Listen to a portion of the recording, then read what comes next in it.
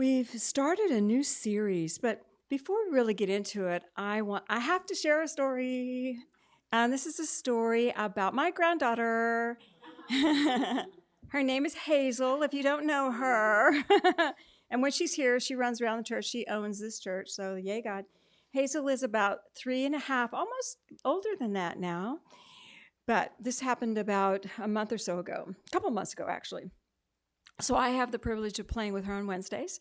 So we were having lunch on Wednesdays, and she was sitting at the table, and she goes, Grandma, I am a Gators fan, and I am a Steelers fan. I said, okay, baby. She goes, you have to tell Grandpa to stop telling me to say, go dogs.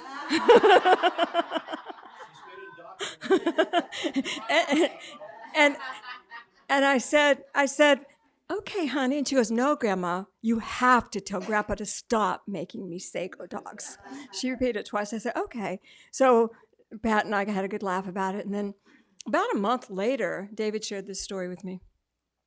It was the Orange Bowl, and the Gators, no, the Bulldogs were playing Florida State Seminoles in the Orange Bowl. Did you guys watch the Bulls? College? Okay. So it was just starting, and Hazel's there looking at the screen at their house, and she says to her dad, so I can't say go dogs. And her dad said, no, honey, you cannot say go dogs. So she looked at the screen, and she said, he heard her little voice say, go, Grandpa.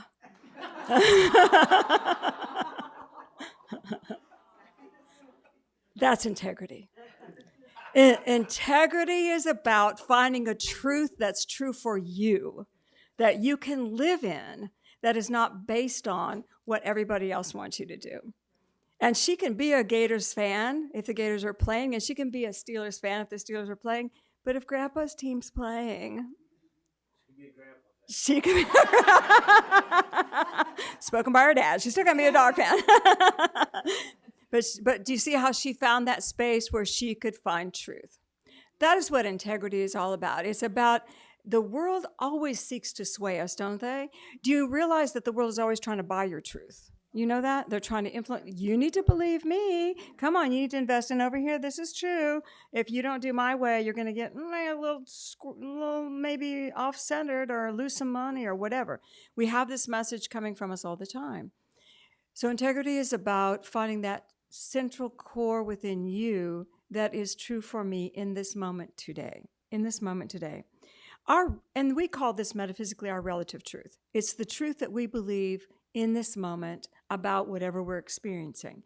And that means your relative truth can actually change over time. You know, as you evolve into other areas, that might be true for you, or this might be true for you. I know when I was younger, I had different truths than I have as a seasoned sage. My young self said, I shall live forever. I will always embody the world and I'll get through everything. My seasoned sage says, let's pay attention. Let's look at what's going on around you before you go bulldozing into things, you see?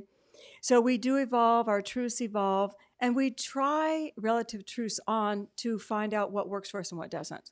Nothing's wrong. It's just helping us navigate. So if we do not stand in our relative truth, we will never find our authentic truth. If we're always trying to be what someone else wants us to be, or always trying on the societal garb, we're not even finding out what's true for me today. And if we don't know what's true for me today, we will never get to the authentic part of us, which is the deep truth within. Life always brings us choices. So we have this choice. We've got 5 choices in front of us. We're going down the road, 5 choices in front of us. I could do this, this, or this.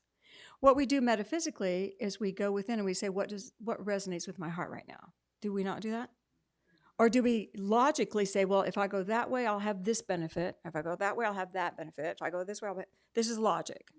And who teaches you to do that? The world. The world teaches you to do that. If anybody's still young enough to still have parents influencing you, they're always saying, have you thought about it? Have you calculated the risks? Logic. Not, honey, are you following your heart? Logic be damned, follow your heart. Parents don't say that. They say count, count, count, count. Metaphysically, we look at the choices and we say, what resonates with where I am today? What can I do that does not compromise where I think I need to be or where I am in this moment? And then we make our choice accordingly. Everybody take a breath. You do this most of the time, don't you? Some of the time? Okay. When we're doing it this way, when we're touching the truth of who I am, we call this the self-reference truth. I'm not absolutely certain what I'm doing. I don't know what I'm doing, but I'm resonating with this path instead of those. And I'm referencing myself. I'm self-referencing, and I'm trying to try that to see where it goes, what happens, but I'm awake to it. Got it? Okay. Most of us may not need to hear what I'm going to say, but all of us need to hear what I'm going to say at some level. All of us do. Holy mackerel. I teach metaphysics. I'm teaching the second class number 2. Class number 1 is all about duality. Like, don't go into duality. There's polarities on the spectrum, but when we start judging things as good or bad, we've just slipped into a zone where we get stuck instead of just allowing things not to resonate with us. That doesn't resonate with me. If it's good for you, I'm not going to say anything. Do you hear what I'm saying? We started talking about the Old Testament. I went, yammer, yammer, yammer. They say this about God, and I was judging it. And one of my students said, well, and she gently called me out. And I went, bingo! Yes, I needed to hear that. I needed to hear that I have still some prejudices about what I have read that I need to heal. Do you hear what I'm saying?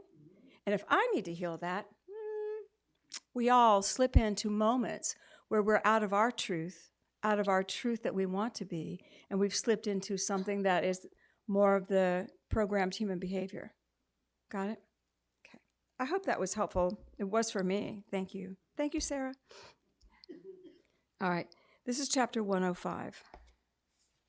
Because we want to be true to what we want, what we say, who we are. We want to be true. We don't want to be flipping back and forth. So Jesus has been teaching. I just lost my place. Okay. Jesus has been teaching a bunch of people. As he taught, the multitudes were men of every shade of thought. That means you understand what that means. They were divided in their views concerning everything that Jesus said. Some saw him a god. Some saw him a devil.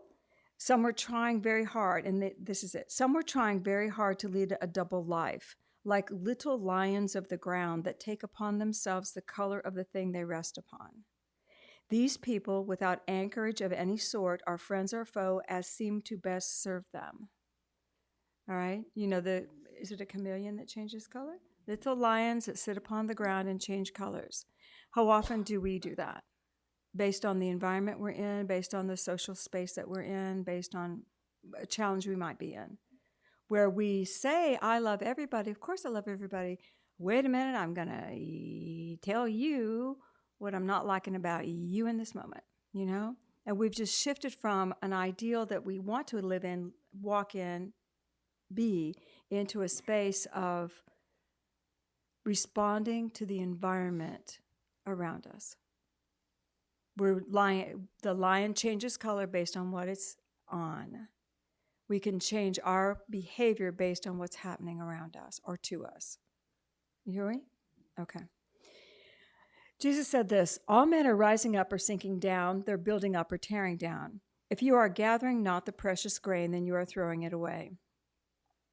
He is a coward who would pretend to be a friend or a foe to please another man.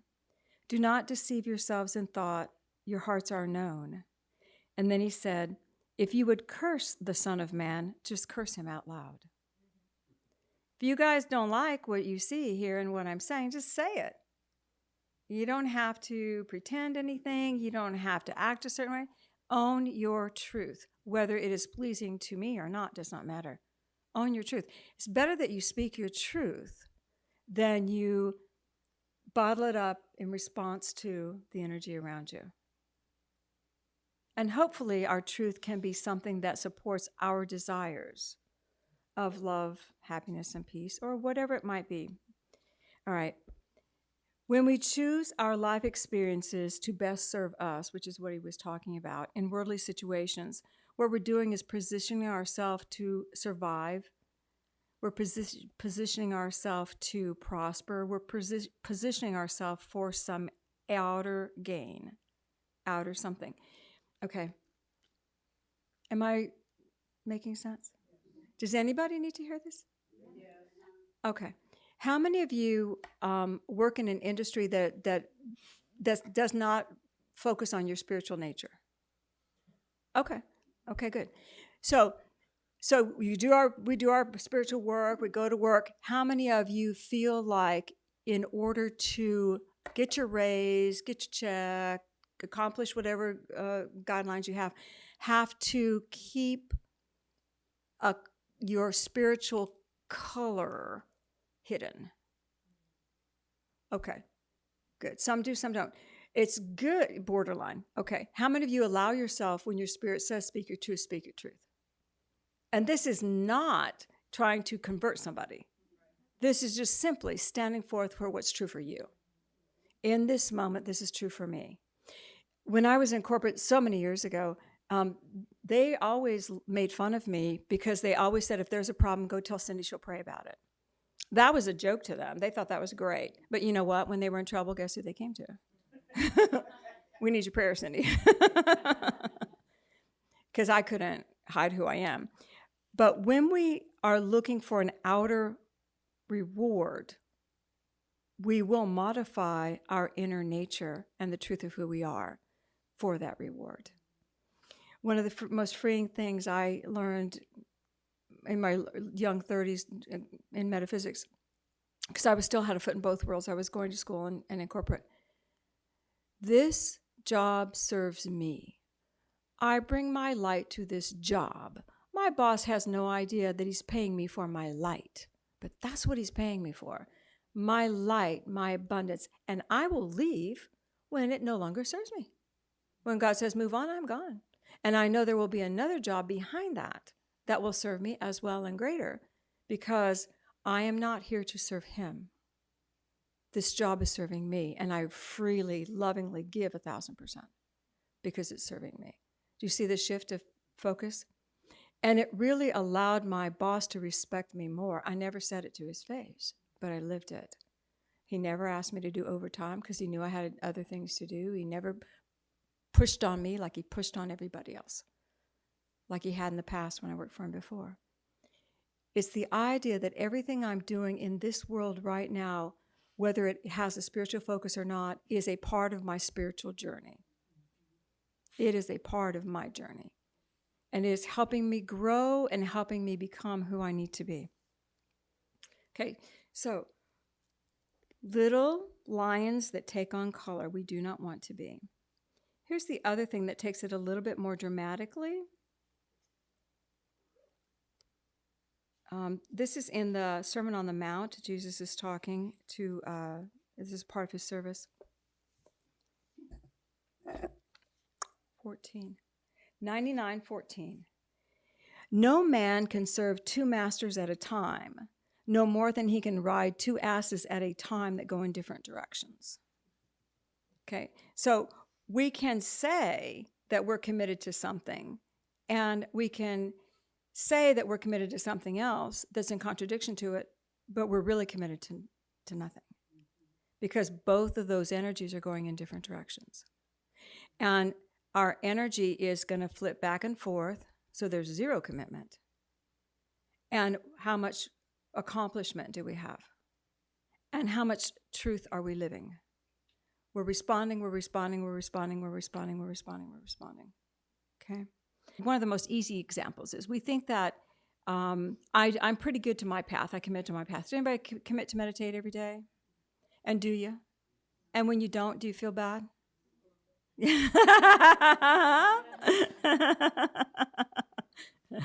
If you commit to meditate every day and you don't every day and you don't feel bad, you're really not committed to meditate every day. You're committed to allowing yourself to meditate when you feel like it. That's what your commitment's to, you know? And that's okay. It is okay. Nobody says you have to do anything. But oftentimes we'll make a commitment, and let's say for a diet, or it's January, everybody's on their I didn't know January's or dry January, new thing to me. I had never heard of that before. Or people will go on health kicks, they'll go on diets. So you go on this diet eating program in January, and you're going to do it, and you're 100% committed. And then that one moment, I can just do that one thing. And then I do that one thing, and all of a sudden, poof, that one thing's like a bunch of things. And then I say, well, that didn't work. Well, that didn't work. I made a commitment to something I didn't want to make a commitment to. It wasn't my truth. I was trying on something that didn't resonate with me. I could have made a commitment that said, I'm going to do healthy eating 6 days a week, and the 7th day, I am going to go wild. I'm going to eat whatever I want, do whatever I want, and have a good old time. Then 6 days a week, I'm not. And if my body says, sounds good to me, I can get behind that. Now I can be 100% committed to something that I want to do. That is my truth. Do you see the difference? Instead of taking on an idea that you don't resonate with, that is outside of self, that doesn't make you happy. Because, y'all, your truth will always make you happy. Everybody's looking for the magic wand. People will come and they'll say, oh, I want to learn this technique or that technique or psychic development. I want the magic wand. You know what the magic wand is? It's the truth in your heart. It's the truth of who you are. That's your magic wand. And if you are not looking at it, you're not going to find it. But in committing, in making decisions for you, don't you think it would better serve you to make decisions from within you, from that space of truth, from that space of who you are? Okay. We can't know what works for us unless we look inside and the greater truth comes from within. We truly look to our inner truth. When you do that, you may find yourself on a path by yourself. Done that? I've looked at my inner truth, and now I'm on a path by myself. I may be considered quirky. I may become a loner, not because I want to become a loner, but because there's nobody else on my path. Everybody been there? Yeah. These levels of consciousness are about us growing who we are. And sometimes there are not people in your world that resonate at that level of what you're growing, especially when you first begin, because you just now have shifted to it. If you stay on that road for any length of time and stay true to your truth, by right of vibration, you will magnetically draw people to your path because you'll be vibrating that truth. But when we first move into it, it's a little difficult. I have a lot of, this is a Cindy thing, I have a lot of clients who are dating, and they'll do the apps, the matches, the apps, whatever they are, whatever cyber program it is. I know for a fact, I know 1,000% for a fact. I'm not single, but 1,000%. If I got on a dating app, I would match with nobody. Zero. Absolutely zero. But am I not wonderful? That's fabulous. Zero matches. Because I'm on a path that is quirky, unique, it's so specific, it's, oh my God. There's one guy that could walk with me. He's right there. You know? And is that bad? Is that bad that we are uniquely specific? No, it is not. And as we stand in our truth of who we really are, then we can start vibrating the integrity that we want to have for our lives. Because integrity is about being present with my truth.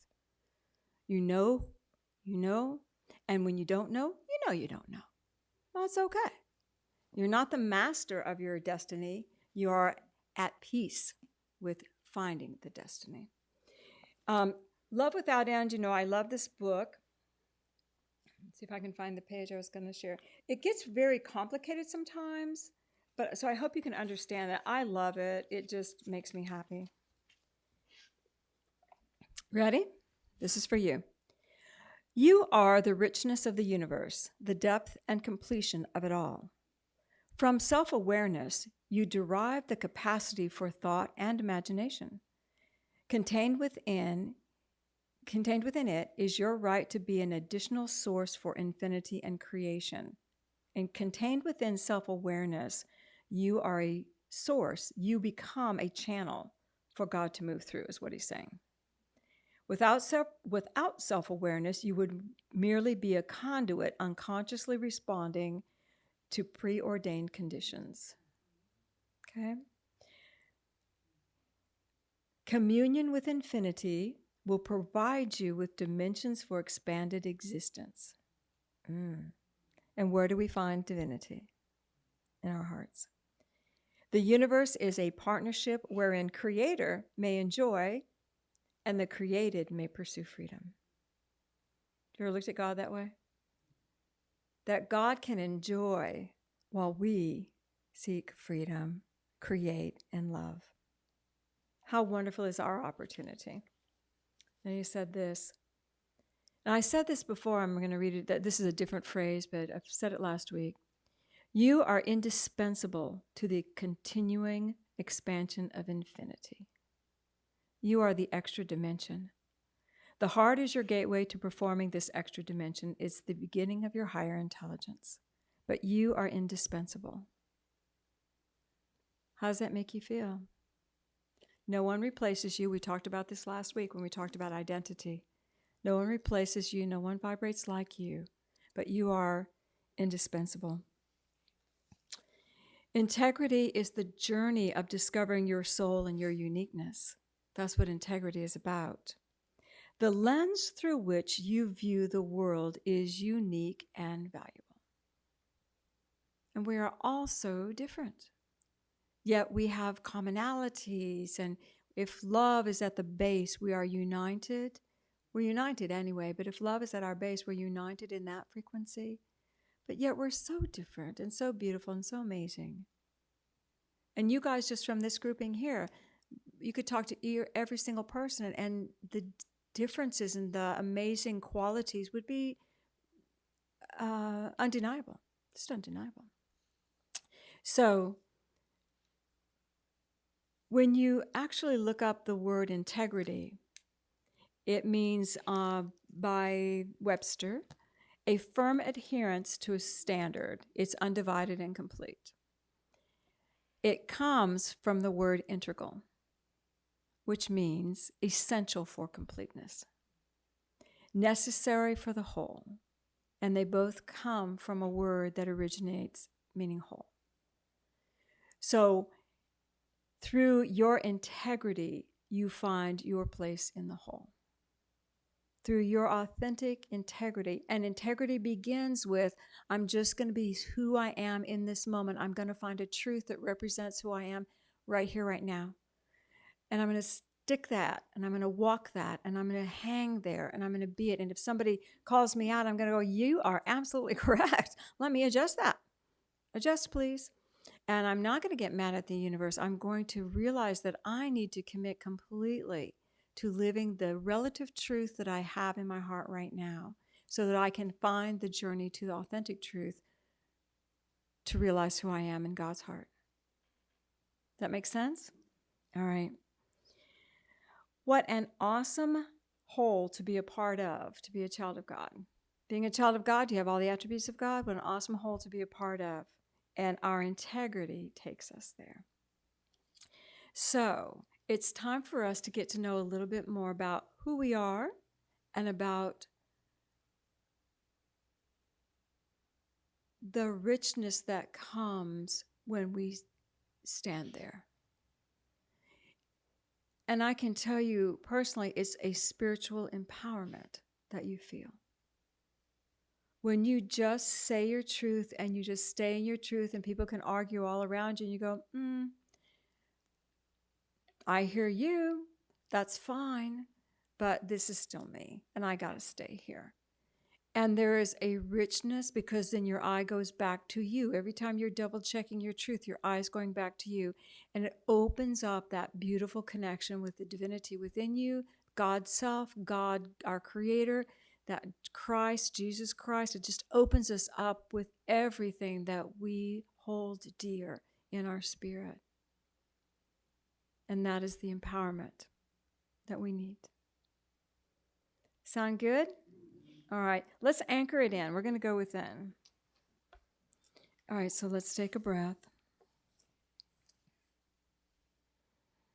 I want you to just imagine a beautiful column of light coming over you. A beautiful column of light, whatever color it needs to be, just let it engulf you now.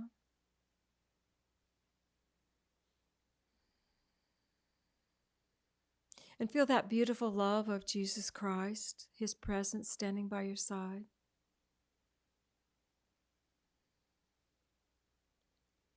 And I want you to begin to imagine that He can lead you now into a space within your heart center, like you're going to the garden of your heart, where you are safe.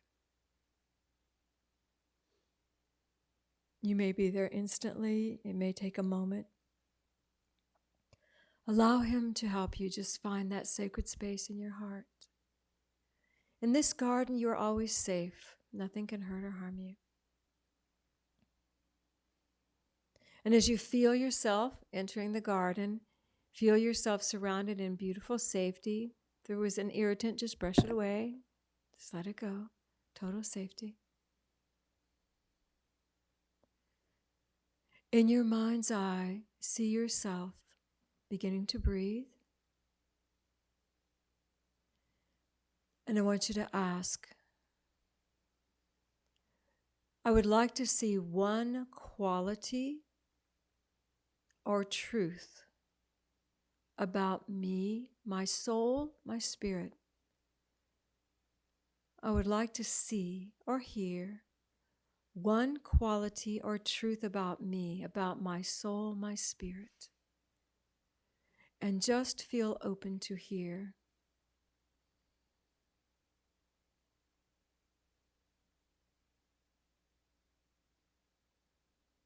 You may see a word, you may feel it, you may hear it.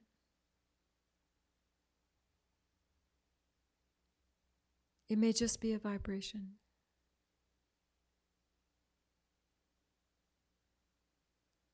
As it comes to you, I want you just to allow it to engulf you. It's coming through you and to you.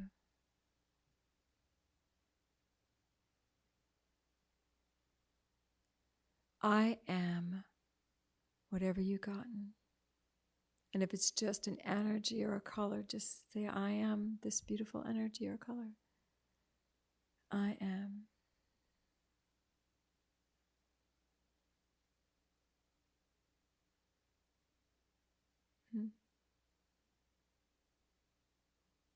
And as you say it, you claim it. This is the truth of me.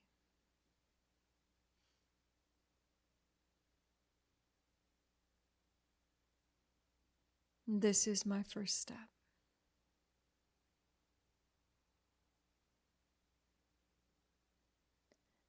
Feel the love of Father, Mother, God flowing through you now. Feel that you are that true, precious child of God.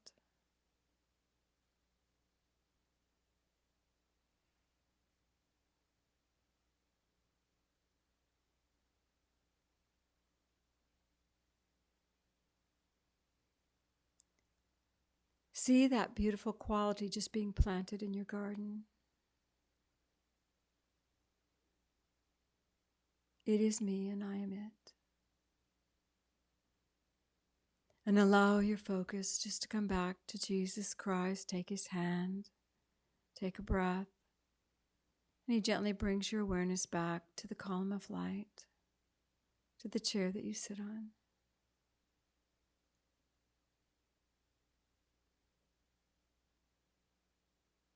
And Father, Mother, God, I ask you bless all as they take this quality into their world confidently,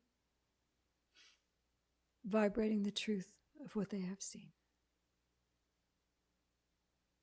And I thank you, Jesus Christ, for always opening the door for us. Your love is immense, your light perfect, and we are grateful. Feel the love inside you. Take a breath. Send your love into the room. And when you're ready, you can gently open your eyes.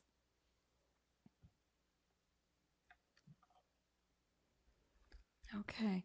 Well, if you did not get anything, you will, because you asked. If you got a color or an image and you don't understand it, you will, because you asked. But I hope that you were able to claim what you did get. Will you claim the intention of knowing who you are, claiming the intention of becoming an expression of who you are? So last week was identity, child of God. Today, integrity, walking as child of God. Say yay, God. Yay, God. So it is.